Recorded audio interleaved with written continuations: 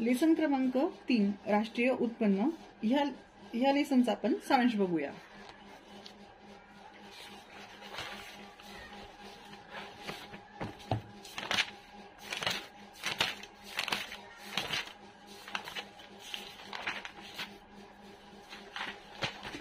सारांश अशा पद्धतीने, एखाद्या देशात सगळ्या अर्थव्यवहाराच्या उत्पादक क्रियेतून निर्माण होणाऱ्या उत्पादनाला राष्ट्रांतर्गत उत्पादन म्हणतात.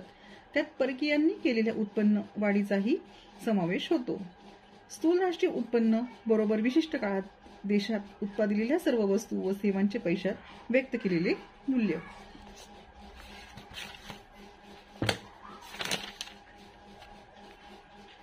निव्वळ उत्पन्न बरोबर स्थूल उत्पन्न बरोबर घसारा. घसारा यंत्राची झीज, यंत्रे बदलण्यासाठी केलेली उत्पादनातून तरतूद. उत्पादनाचे वर्धित मूल्य बरोबर वस्तू उत्पादनात प्रत्येक प्रक्रियेत भर घातलेले मूल्य. उदाहरणार्थ, अ ने 100 रुपयाचा कापूस ब ला विकला. ब ने तो स्वच्छ करून सरकी काढून क ला 400 रुपयांना विकला, तर मजुरी, वेतन इत्यादीवर खर्च करून 300 रुपये मूल्यभर टाकली. उत्पादक घटकांना दिलेला खंड, वेतन, व्याज वा उत्पादक घटकावर केलेला खर्च विचारात घेऊन काढलेल्या राष्ट्रीय उत्पन्नास घटक परिव्ययानुसार राष्ट्रीय उत्पन्न असे म्हणतात. घटक परिव्ययानुसार मोजलेल्या उत्पन्नात अप्रत्यक्ष कर व धनसहाय्य याचा समावेश नसतो. घटक परिव्ययानुसार मोजलेल्या उत्पन्नात अप्रत्यक्ष कर व धनसहाय्य याचा समावेश नसतो. परंतु बाजारातून वस्तू खरेदी करताना आपण जी किंमत देतो त्यात विक्री कर, अबकारी कर यासारखे अप्रत्यक्ष कर मिळवलेले असतात. तसेच काही वस्तूचे भाव कमी राहावेत म्हणून सरकार धनसहाय्य देते.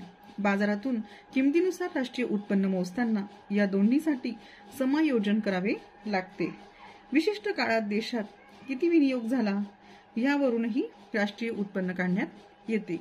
त्यासाठी शेती, उपभोग भांडवली वस्तू, सरकारचा उपभोग व गुंतवणुकीवरील खर्च विचारात घेतला जातो. विनियोगाच्या साहाय्याने अर्थव्यवस्थेला विशिष्ट वळण लावता येते व त्यानुसार धोरण अवलंबिता येते.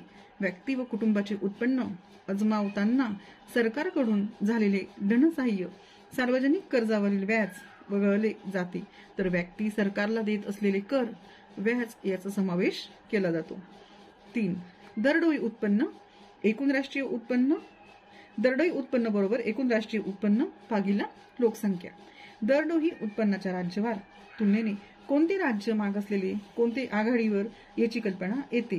तर आंतरराष्ट्रीय तुलनेने विविध देशातील उत्पन्नाची तुलना केली जाते. त्यातून श्रीमंत व गरीब राष्ट्राची कल्पना येते. 4. राष्ट्रीय उत्पन्नाच्या अभ्यासाचे महत्त्व. राष्ट्रीय उत्पन्नाच्या अभ्यासामुळे कोणत्या क्षेत्राने उत्पन्नात किती भर घातली याचे ज्ञान होते. आ. देशातील लोकांची उत्पन्नातून आर्थिक स्थिती कळते. ई. राष्ट्रीय उत्पन्नात चढ उतार का होतात व ते चढ उतार कमी करण्यासाठी कोणते धोरण अंगीकारावे याचे मार्गदर्शन मिळते. राष्ट्रीय उत्पन्नाच्या अभ्यासाच्या मर्यादा. अ. मानवी कल्याणातील वाढ राष्ट्रीय उत्पन्नाच्या अभ्यासातून कळत नाही. आ. विश्रांतीचे मोजमाप करता येत नाही. ई. पर्यावरणाचा ऱ्हास आणि ई. राष्ट्रात अयोग्य स्पर्धा.